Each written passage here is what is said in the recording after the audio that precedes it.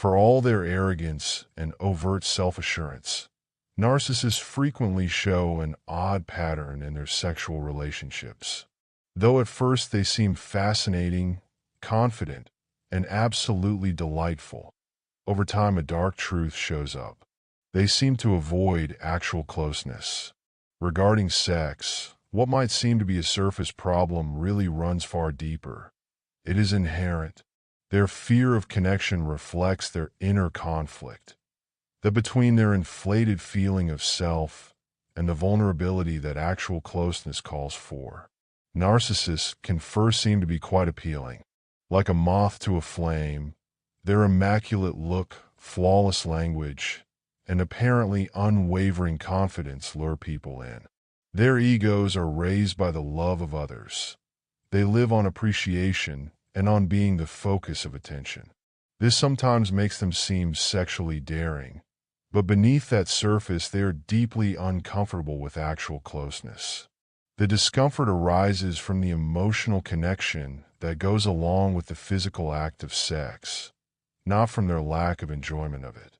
In its most natural form, sex calls for vulnerability. It calls for an openness that narcissists find challenging, if not impossible. Why is this? The narcissist's distorted view of self is the key. They are always striving to keep their picture of power, control, and perfection. That image's every flaw is unacceptable. Whether emotional or physical, true intimacy runs the danger of revealing the flaws they labor so hard to conceal, even from themselves.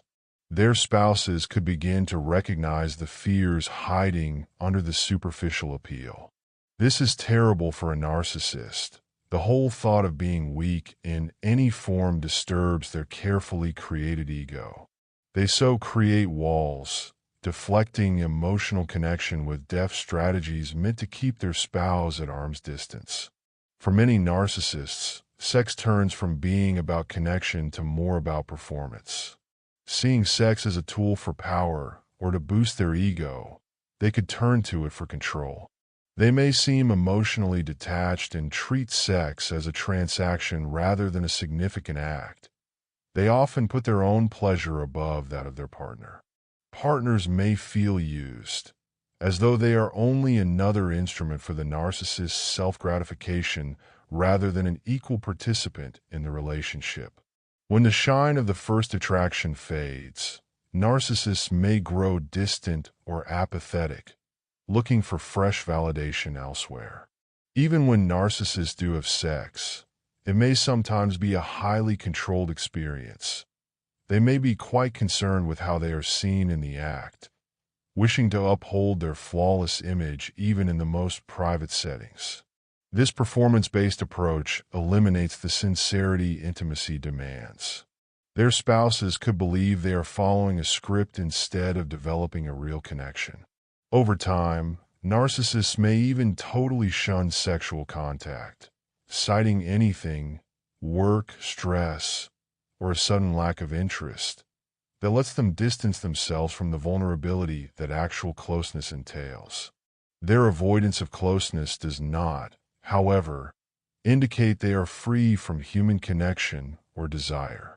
Often profoundly lonely, narcissists find their solitude stemming from their incapacity to really connect with people.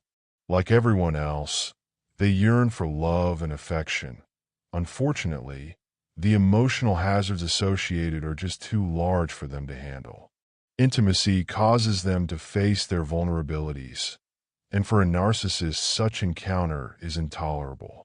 They so stay caught in a loop of shallow relationships, never completely allowing anyone in, pushing aside those who come too close.